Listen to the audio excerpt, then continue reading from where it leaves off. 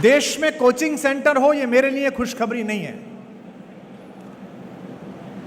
मुझे पता नहीं कि मैं अपना जीवन का रथ साहित्य में कितने दिन रखूंगा, राजनीति में कितने दिन जाऊंगा, समाज सेवा में कितना समय बिताऊंगा, या पूर्ण रूप से अध्यात्म की तरफ कब प्रवृत्त हो जाऊंगा, मुझे नहीं पता।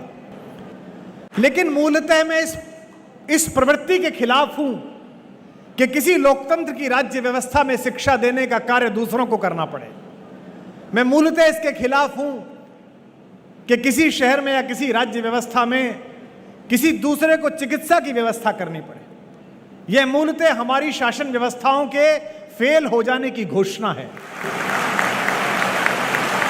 आज से 30 साल पहले, 40 साल पहले इस देश में लोग आईएएस बन रहे थे, इस देश में लोग पब्लिक सर्विस कमीशन में जा रहे थे, इस देश में लोग इंजीनियरिंग में जा रहे थे, हम जैसे बच्चे जा रहे थे कस्बों के, किसी कोचिंग से नहीं गए थे। गुरुजी जो स्कूल में पढ़ाते थे, जो सरकार का स्कूल था, उन्हीं में मैं तो द्रोणाचार्य भी नहीं कहता, द्रोणाचार्य तो फिर भी किसी मेधावी एकलव्य का अंगूठा मांगता है। ऐसे गुरु जो केवल प्रणाम मांगते थे, केवल आपका स्मरण मांगते थे, उन्होंने इस देश की नींव गढ़ने वाले लोगों को तैयार किया है, सरकारी स्कूलों में तैयार किया। हम में से अधिकांश लोग जो 70 के दशक में पैदा हुए हैं, वो या तो घर पर दाई के हाथों पैदा हुए हैं या सरकारी अस्पताल में पैदा हुए हैं। आज एक सामान्य 30-40 हजार की नौकरी करने वाला आदमी इस बात की सोचता है कि उसकी पत्नी गर्भवती है तो 1 लाख रुपए बचा लूं, क्योंकि प्राइवेट में 1 लाख रुपए लगेंगे, और ईश्वर ना करे सीजेरियन करवाना पड़े तो 2-2.5 लाख लग जाएंगे। यह मूलतः शासनों की, प्रबंधनों की, राजनीति के फेलियर की घोषणा है। लेकिन यह देश है कि जहां जहां सत्ता फेल होती है, वहां वहां इस देश की जनता उस व्यवस्था को संभाल लेती है। इसके लिए मैं इनको बधाई देता हूं कि इन्होंने इस व्यवस्था को संभाला है। क्योंकि इस देश को तो आईएएस चाहिए, इस देश को तो एसडीएम चाहिए, इस देश के तटरक्षक बलों को तो कमांडेंट चाहिए, इस देश की सीआईएसएफ को तो बेटे चाहिए। वो आएंगे कहां से? याद रखिए, यहां बैठे हुए शिक्षकों, मैं सबसे पहले आपसे बात शुरू करता हूं। आप पर जिम्मेदारी ज्यादा है।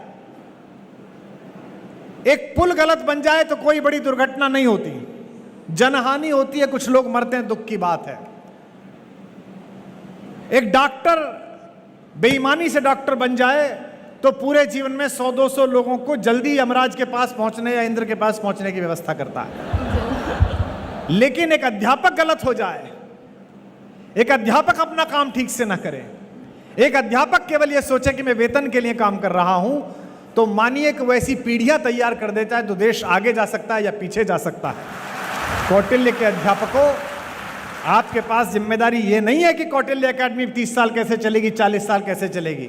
आप पर जिम्मेदारी ये है कि आपके यहां जितने बच्चे आए, चाहे वो सेलेक्ट हों चाहे ना हो, वो जिंदगी से भरे हुए और भारत के प्रति उत्तरदायित्व से भरे हुए पैदा हो।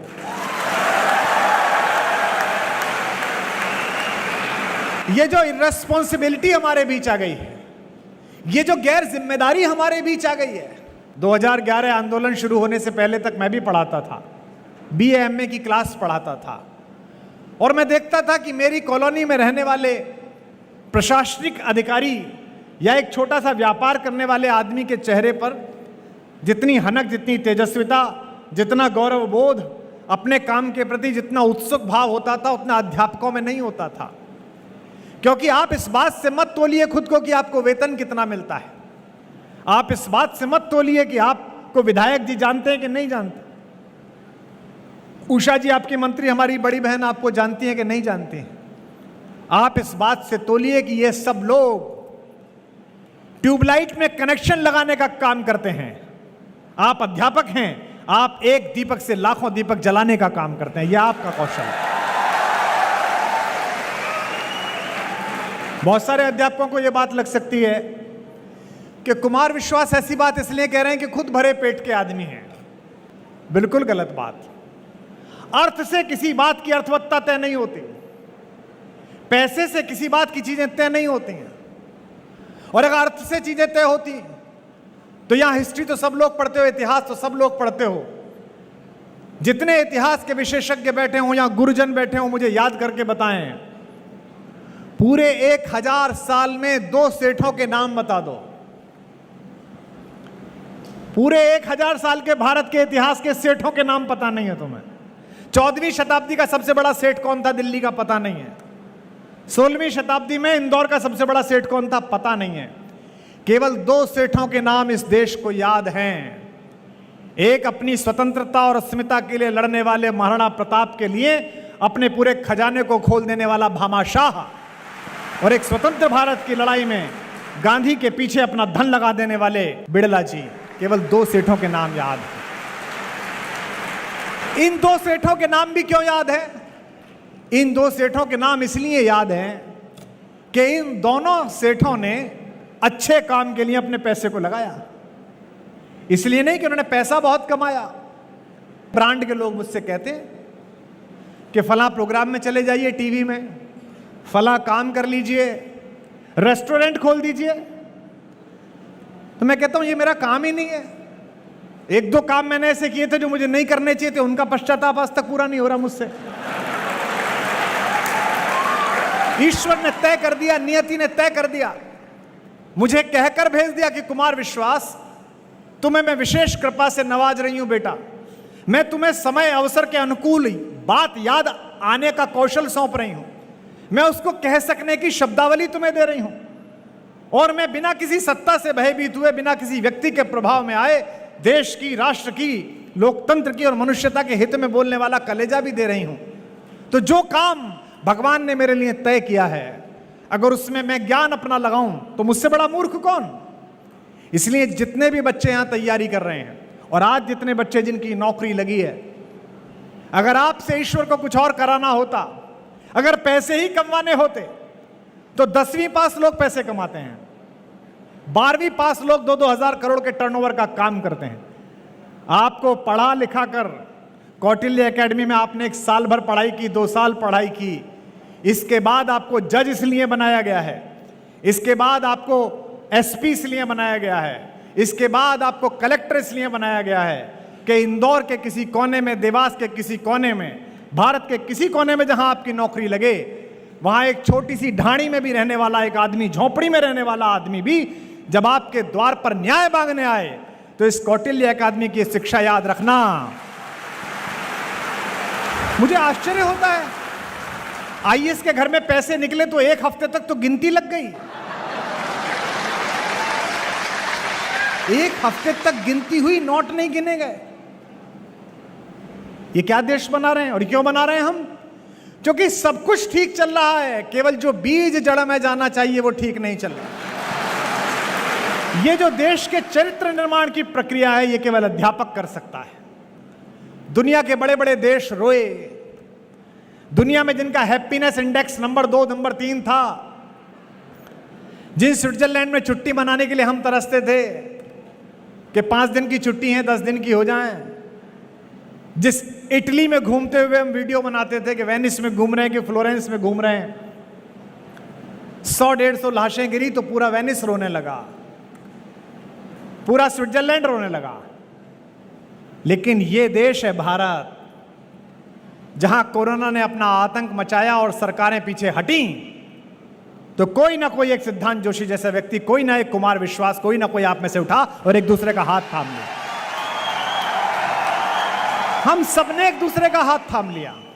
हमने कहा कोई बात नहीं, अगर व्यवस्था नहीं पहुंच रही है, सरकार तैयार नहीं थी, अगर नहीं हो पा रहा है तो हम साथ हैं। भूल गए क्या उस दिन को? याद करिए उस व्यक्ति को जब आपने अखबार में एक खबर पढ़ी कि कैंसर के पेशेंट जब कोरोना पीड़ित 70 साल का, उसने डॉक्टर से कहा कि मुझे ऑक्सीजन की जरूरत नहीं है, मैं अपनी जिंदगी जी चुका, ये जो पड़ोस में नवयुवक परेशान है इसको ऑक्सीजन दे दीजिए। इस विचार का नाम भारत है। इस थॉट प्रोसेस का नाम हिंदुस्तान है।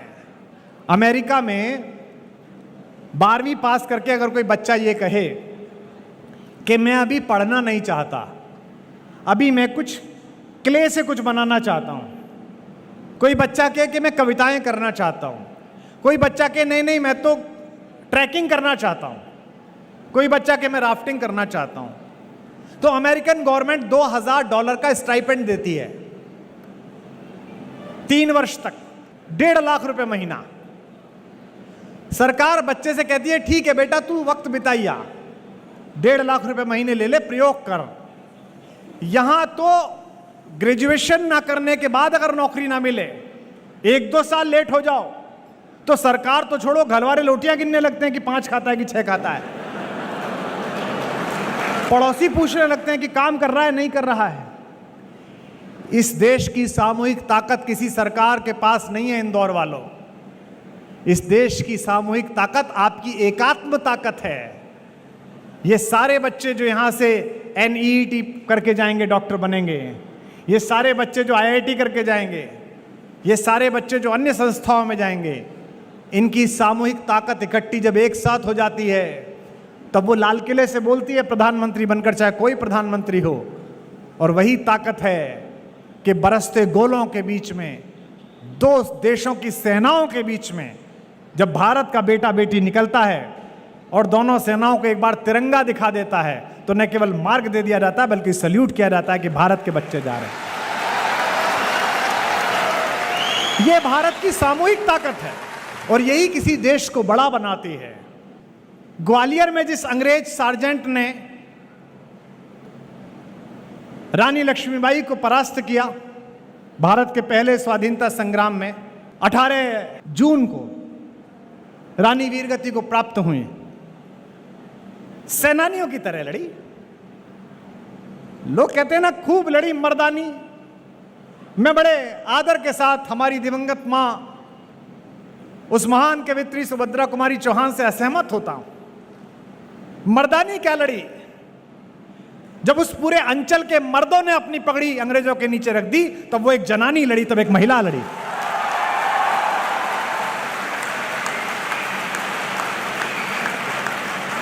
मर्द क्यों प्रतीक है पुरुषत्व का?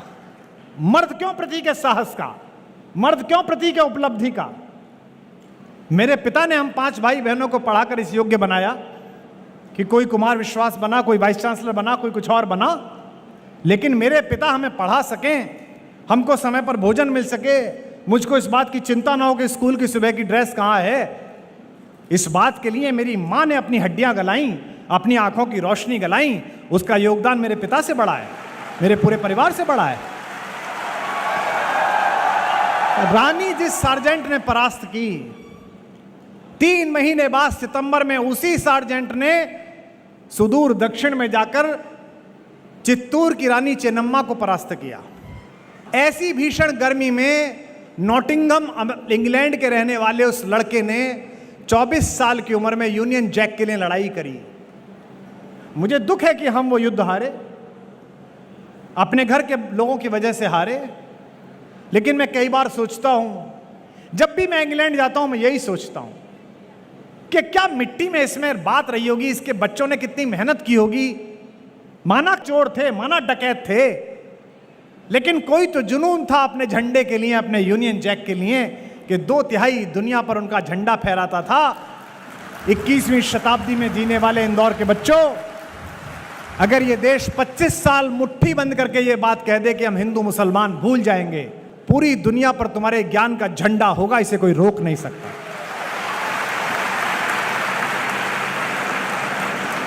पर हमको तो काम बांट रखा है। हमारी भावनाएं तो इस बात पे आहत हो जाती हैं कि फला आदमी जूता लेके अंदर चला गया कि जूते से बाहर आ गया। जिस देश में भ्रूण हत्याएं होती हों, जिस देश में 10 बजे के बाद घर से बाहर निकली हुई बिटिया के बारे में तय ना हो पाता हो कि वो ठीक वापस आएगी या नहीं आएगी, जिस देश में आज भी घरों में स्त्रियों के साथ मैनहैंडलिंग होती हो, जिस देश में बेटियों को पढ़ाने के नाम पर यह बात होता हो कि ये पढ़ के क्या करेगी, कोई भगवान प्रसन्न नहीं होगा इस बात से कि उसके बच्चे ठीक से नहीं पढ़े। कोई भगवान प्रसन्न नहीं होगा कि उसकी बेटियां असुरक्षित रहे। तो कौटिल्य एकेडमी में पढ़ने वाला, जैसा ताई ने कहा, 1000 अफसर हों, 200 PCS अधिकारी हों, 150 IPS लड़कों का प्रमोशन आए, 10 साल बाद ये बच्चा सेलेक्ट हुआ है, जब इसे सिलेक्शन मिलेगा, उनकी महफिल हो, सेक्रेटरी लेवल के जो IPS होते हैं उनका ओरिएंटेशन होता है मसूरी में। मैं कई बार बोलने गया हूं, वहां नैनीताल में भी होता है, जहां वो 5-6 दिन रहते हैं और हम जैसे लोग 3-4 दिन में बुला के बताते हैं कि भाई आप ये करिए, ये करिए जनता के लिए। तो कौटिल्य का लड़का अलग दिखाई दे, कौटिल्य की लड़की अलग दिखाई दे। इसके लिए जिम्मेदारी हमारे गुरुओं की और आपकी भी है कि यहां प्रतियोगी परीक्षाओं के साथ साथ आपकी निजी नैतिक शिक्षा और आपकी निजी राष्ट्रीय शिक्षा की व्यवस्था भी हो। यहां कुछ ऐसे रिचुअल्स हों, कुछ ऐसी बातें हों, कुछ ऐसी चीज हों जो किसी दूसरे संस्थान में ना मिलती हों। पाठ्यक्रम तो मिल जाएगा, लेकिन अंदर का संस्कार अगर आपने दे दिया तो वो सारे पाठ्यक्रमों को पार करके भी आपको विजय दिला देगा, यह तय बात। कोरोना में कैसे कैसे बड़े लोग गए, कैसी कैसा पागलपन था। जिंदगी का पहाड़ चढ़ रहे ऐसे बड़े धनी थे जो कंगालों की तरह गिड़गिड़ा रहे थे कि थोड़ा सा ऑक्सीजन मिल जाए, थोड़ी सी रेमडेसिविर मिल जाए, थोड़ी सी टॉसली जुलैब मिल जाए तो हम बच जाएं। ईश्वर आपको यही समझाने आया था कि जिंदगी में उपलब्धि वो नहीं है जिसे दूसरे मानते हैं, जिंदगी में उपलब्धि वो है जिसे करने के बाद आपको संतोष होता है कि मैंने अच्छा काम किया, मैंने बड़ा काम किया। तो पढ़ाई इसलिए मत करो कि मम्मी पापा ने भेज दिया है, पढ़ाई इसलिए भी मत करो कि नौकरी पानी है। और ये मानसिकता गहरी घुस रही है। पूरे भारत में कम लोग हैं जो आपसे ऐसी तल्ख बात कहेंगे, और मैं कह रहा हूं तो आधिकारिक रूप से कह रहा हूं, पर जो सेलेक्ट हो गए हैं वो और जो भी तैयारी कर रहे हैं वो आज कसम खाएं कि जीवन में कुछ हो जाएगा। नौकरी बचे ना बचे, ट्रांसफर रुके, प्रमोशन हो, कुछ हो, हम ये तय करते हैं कि जीवन में रिश्वत नहीं लेंगे। एक पैसे की भी अगर इसकी कसम खा पाओगे तो आज का उत्सव सार्थक हो जाएगा।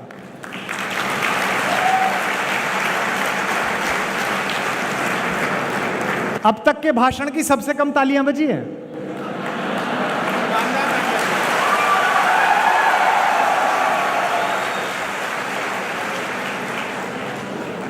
आपको लगता है कि दिक्कत पड़ेगी, नहीं पड़ेगी। मैं आपसे कह रहा हूं, मैं अनुभव के सहारे कह रहा हूं आपसे। आपको लगता है कि गलती है, नहीं है ये गलती। कितने दिन जिंदा रह लोगे? 80 साल, 90 साल, 100 साल? इसके बाद क्या बचेगा? इसके बाद आपका संस्मरण बचेगा। अगर इंदौर की कचहरी में, अगर रतलाम की कोर्ट में 15 जज हों और बाहर खड़ा हुआ एक आदिवासी अपने जमीन के किसी दबंग के द्वारा कब्जाए जाने का मुकदमा यह सोच के प्रसन्न हो जाए कि अब मैं जीत जाऊंगा, जिस जज साहब के यहां मुकदमा लगाए वो कौटिल्य में पड़े हुए हैं, पंडित जोशी, उस दिन तुम्हारी साधना सफल होगी, उस दिन काम सफल। आप सबसे इतना अनुरोध है कि आज रात जाकर थोड़ा सा सोचना। मैं जानता हूं कि आपके हिस्से सोचने के लिए ज्यादा गंभीर विषय इस समय हैं। आपकी नौकरियां हैं, आपकी तैयारियां हैं, आपके अफेयर्स हैं। हाँ, वो बहुत महत्वपूर्ण काम है,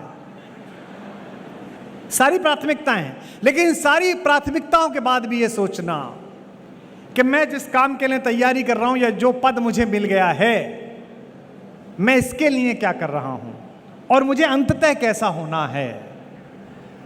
दोस्तों, इतिहास उठाकर देख लो, हिस्ट्री की कोई भी किताब पढ़ लो, ताकत पूजनीय नहीं होती, प्रभाव पूजनीय होता है।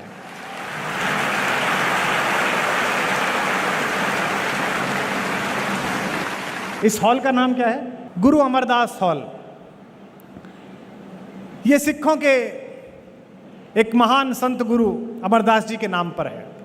वो पहले गुरु थे जिन्होंने लंगर में बैठना एक साथ सिखाया।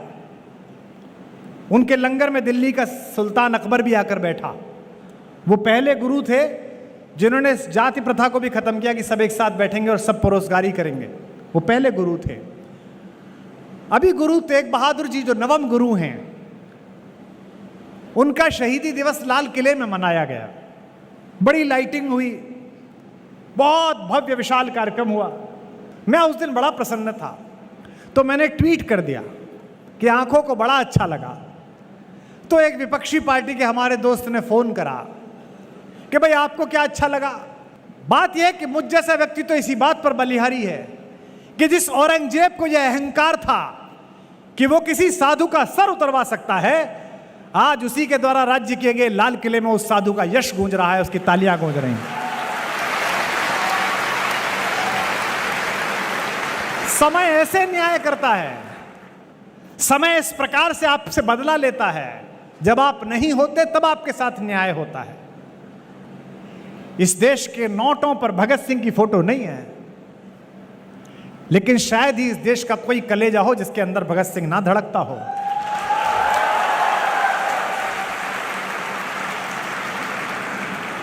इस देश के नौजवानों पर विंग कमांडर अभिनंदन जैसी मूछें नहीं है, लेकिन पड़ोसी देश की कैद में रहकर भी स्वाभिमान से निकलता हुआ जब वो शेर का बच्चा बाहर आया तो जिनकी मूछें नहीं थी उन्होंने भी मूछों पर ताव दिया कि क्या बेटा आया है निकल।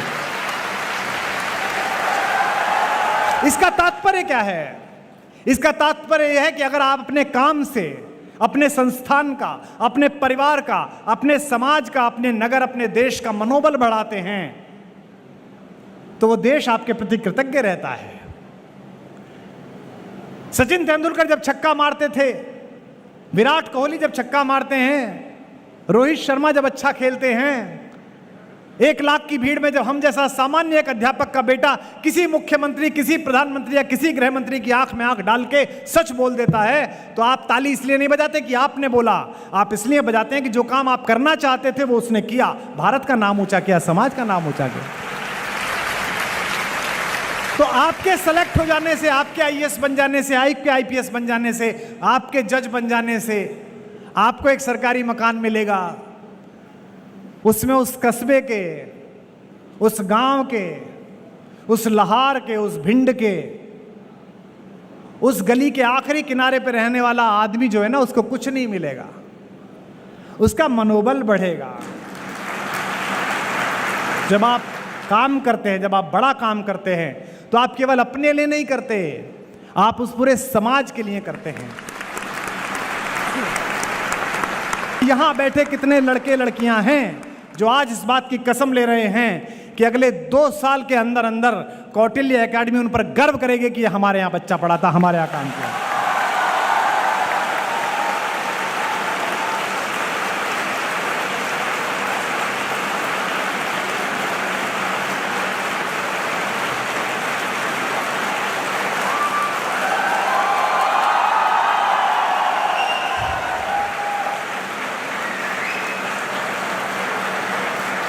क्योंकि मुझे आश्चर्य होता है और मुझे दुख होता है कि प्राइमरी स्कूल में एक मनोवैज्ञानिक की नियुक्ति है, 3री क्लास का बच्चा डिप्रेस है।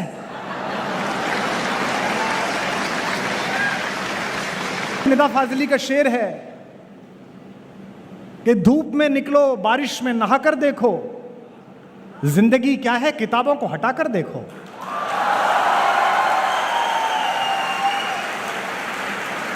भारत में डिप्रेशन, भारत में एंजाइटी, इस देश में, इंदौर के बच्चों, मध्य प्रदेश के बच्चों, मुझे बताओ कि साम्राज्य छिन जाने के बाद भी मिट्टी के बर्तनों में खाना खाकर, जमीन पर सोकर, अपने घोड़े की पीठ पर बैठकर मूंछ पर ताव देने वाले महाराणा प्रताप के वंशज डिप्रेस हो सकते हैं?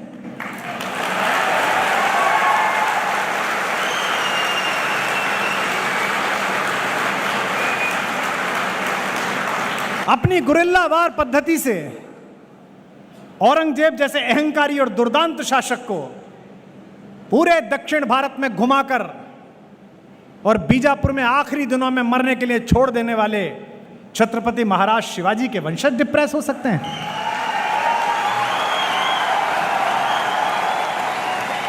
अपने 6 माह के बेटे को पीठ पर बांधकर, दोनों हाथों में तलवारें लेकर और दांतों से लगाम दबाकर यह घोषणा करने वाली 26 साल की वो सिंघनी जिसने ये कहा कि जब तक मेरी शिराओं में रक्त की एक बूंद है, अंग्रेजों की औकात नहीं कि मेरी झांसी पर कब्जा कर सकें, उसकी बेटियां डिप्रेस हो सकती हैं।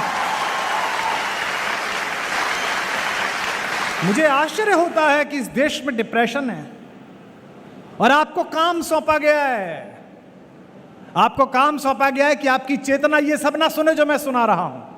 17 साल का लड़का, 18 साल का लड़का गांधी को गाली देता है, बताइए आप।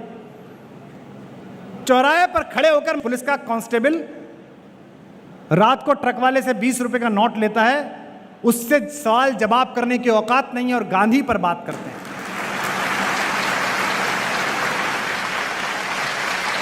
नेहरू पर बात करते हैं, सावरकर पर बात करते हैं, चापेकर बंधुओं पर बात करते हैं। अरे हमारे बुजुर्ग थे, हमारे पूर्वज थे, किसी ने अपने तरीके से, किसने अपने तरीके से अपना अपना काम किया। जो पीढ़ी अपने अतीत का आदर नहीं करती उसे भविष्य छोड़ो वर्तमान तक मार्ग नहीं देता।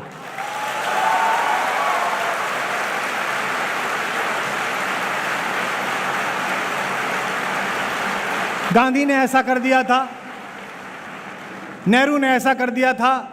तुमने क्या किया इस देश के लिए? तुम्हें समय मिला है, जो समय काठियावाड़ के मंत्री और उसके बैरिस्टर बेटे गांधी को मिला था वो तुम्हें मिला है।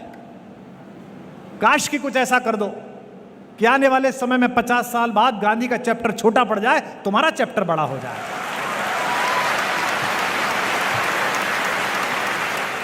तो जितने भी बच्चे यहां हैं, माता पिता के प्रति, गुरु के प्रति, अध्यापक के प्रति एक बात और साफ समझ लो, ये जो अध्यापक है जो तुमको आईएएस बना रहे हैं, ये जो अध्यापक है जो तुमको सिविल जज बना रहे हैं, ये जो अध्यापक है जो तुमको पीसीएस बना रहे हैं, ये खुद पीसीएस आईएएस नहीं बने हैं। लेकिन एक बात बता दूं, इनके बिना तुम भी पीसीएस आईएएस नहीं बन सकते, क्योंकि इन्हें इनकी असफलताओं ने यह सिखाया है कि यह नहीं करना है। भाई सिलेबस तो यूपीएससी का साइट पे लगा हुआ है, हिंदी में क्या पढ़ना है, इतिहास में क्या पढ़ना है, साइट से देख लो। पर कैसे पढ़ना है जिससे सिलेक्शन हो जाए, किस तरह सवाल को अटेम्प्ट करना है, ये तो इन्होंने ही सीखा है, ये तो गुरुओं ने सीखा है।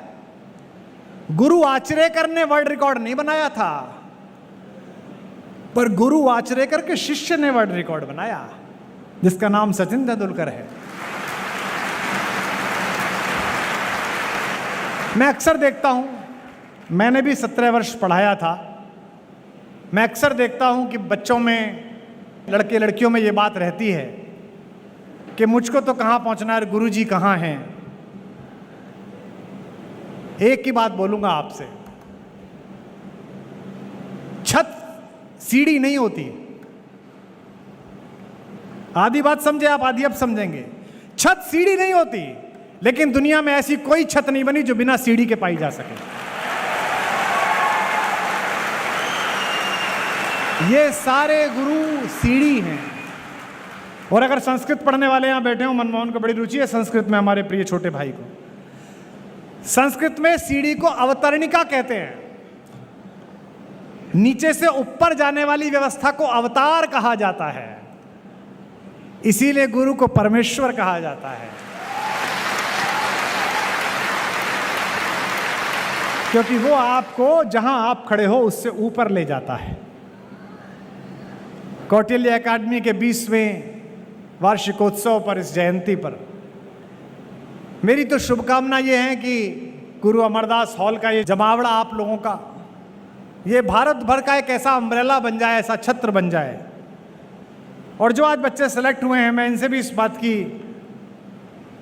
प्रॉमिस तो नहीं मांगता, इनकी अपनी इच्छा है, लेकिन इनसे इस बात का मन मेरा है कि ये ऐसा करें कि जितने में ये बच्चे पढ़ते हैं, जो फीस देकर पढ़ते हैं, लगभग इतने ही बच्चे, जो बच्चे यहां से पढ़कर चले गए, वो पढ़ाएं जिनके पास फीस नहीं है, जिनके माँ बाप फीस नहीं दे सकते हैं।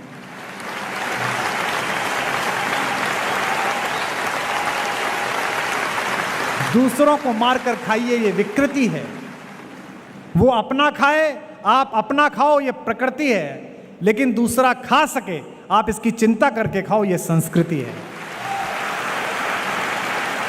लोग मुझसे पूछते हैं कि आप धारा के विपरीत क्यों बहते हैं। मैंने जो वाक्य कहा उसको याद रखना, अधिकारी बनते समय जिंदा छातियां और बाहें धारा के विपरीत तैरती हैं, लाशें धारा के साथ बहती हैं, जो मर जाते हैं वो धारा के साथ।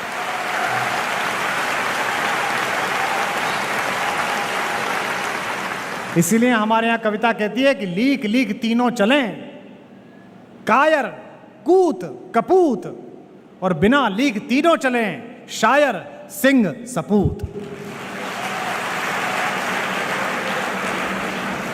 तो ये जो परीक्षाएं हैं, ये तो केवल एक हर्डल है, जिंदगी तो इससे आगे शुरू होगी।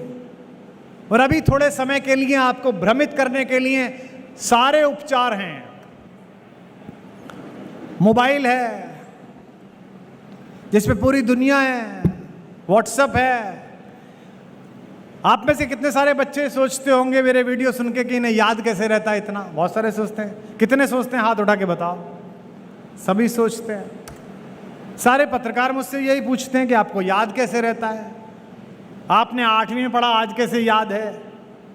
एकमात्र कारण जो मुझे लगता है, बाकी भी होंगे, सबसे बड़ा कारण है मेरी स्मरण शक्ति अच्छी इसलिए हो पाई कि मेरे समय में मोबाइल नहीं था।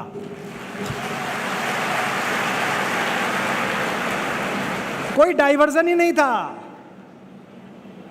ताई दीपक जला रही थी,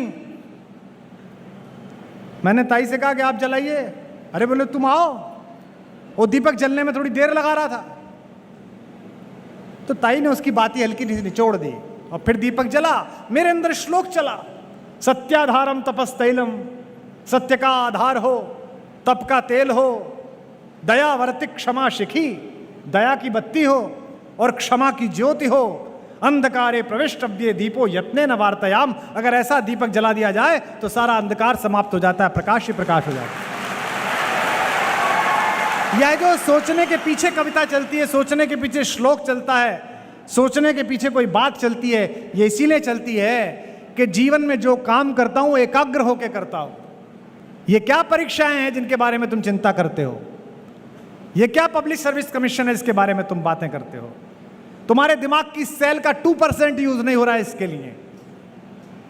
कौटिल्य एकेडमी तो केवल एक चौखद्दी है, केवल एक परिसर है जिसने तुमको माहौल दिया है, वरना इस परीक्षा को टॉप करने वाले तो तुम खुद हो। तुम्हारे अंदर टॉपर बैठा हुआ है, तुम्हारे अंदर विजेता बैठा हुआ है। वही 2 आंखें हैं यार, वही 2 हाथ हैं, वही एक बुद्धि है। बाकी तो तुम्हें सब समझ में आता है। चलो इस बात पे कसम खा लो आज कि जब तक इस परीक्षा को क्रैक नहीं कर दोगे, दिन में केवल 2 घंटे मोबाइल देखोगे, 1 घंटे सुबह 1 घंटे शाम। बोलो इस बात पे कसम खाओ। जाओ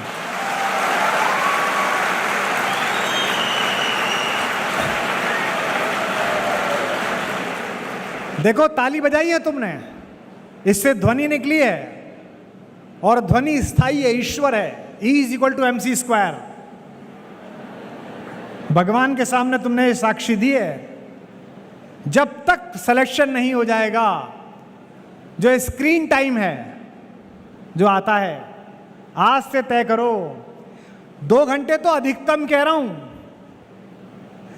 अगर किसी का 20 मिनट हो जाए तो उससे बढ़िया कुछ नहीं, लेकिन चलो 2 घंटे मान लिया। 8 घंटे पढ़ना, 2 घंटे मोबाइल या टीवी जो कुछ भी हो, 4 घंटे और कोई काम जो तुम कर सकते हो, और फिर 8 घंटे सोना। ये अगर टाइम टेबल बना लो अगले कुछ समय के लिए, तो परीक्षा में कुछ नहीं रखा है। तो मैं अगली बार आशा करता हूं कि मुझे जोशी जी नहीं बताएंगे, कौटिल्य एकेडमी नहीं बताएगी, मुझे मेरे फेसबुक पेज के मैसेंजर पर इस हॉल में बैठा हुआ एक एक लड़का और एक एक लड़की बताएगी कि सर आपने शाम को 6 बजे एक बात कही थी और उसने मेरे जीवन में उजाला ला दिया। आज मैं सेलेक्ट हो गया हूं, इसलिए आपको मैसेज कर रहा हूं। ये मुझसे वादा करें।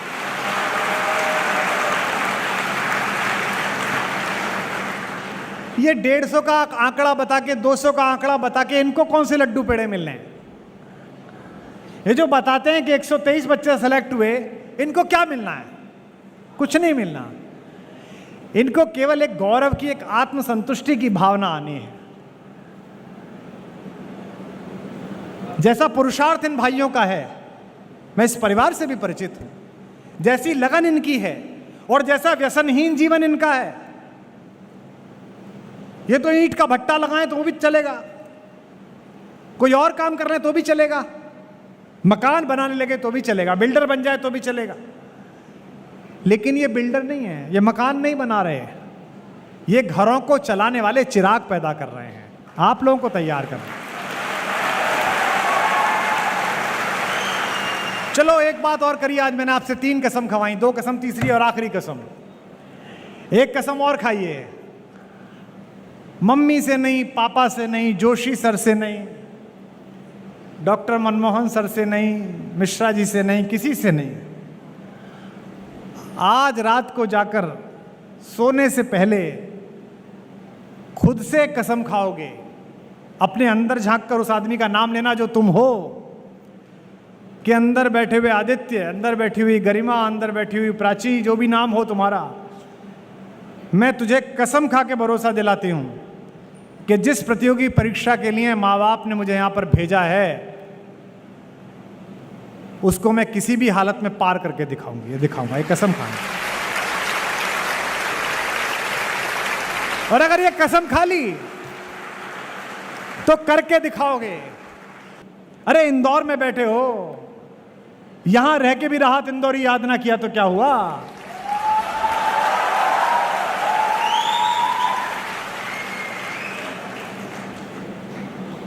न किसी राहबर न रहगुजर से निकलेगा, हमारे पांव का कांटा हम ही से निकलेगा।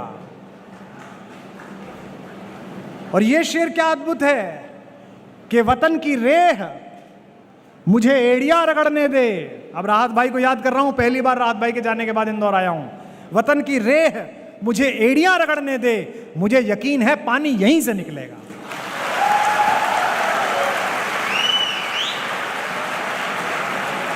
शरशैया पर पिता में भीष्म पड़े हुए हैं और उनकी तंद्रा में, निद्रा में उनकी आवाज निकली कि जल।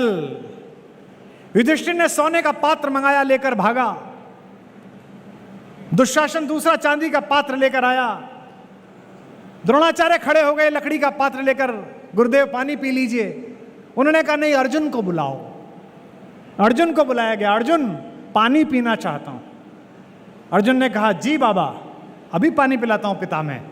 तीर निकाला, धरती में मारा और इतना तेज तीर मारा कि जो वाटर लेवल था वहां से पानी फूटकर उनके चेहरे तक आया, उनके होठ तक आया। जिस समय आपका संकल्प और आपकी भुजाएं ये साहस पैदा कर देंगी कि जमीन में भी तीर मारूंगा तो यहां से भी विकास की, प्रगति की, सभ्यता की धारा निकलेगी, उस दिन कौटिल्य एकेडमी के सच्चे विद्यार्थी कहलाओगे, सच्चे बच्चे कहलाओगे। जीवन में परीक्षाएं बहुत आएंगी।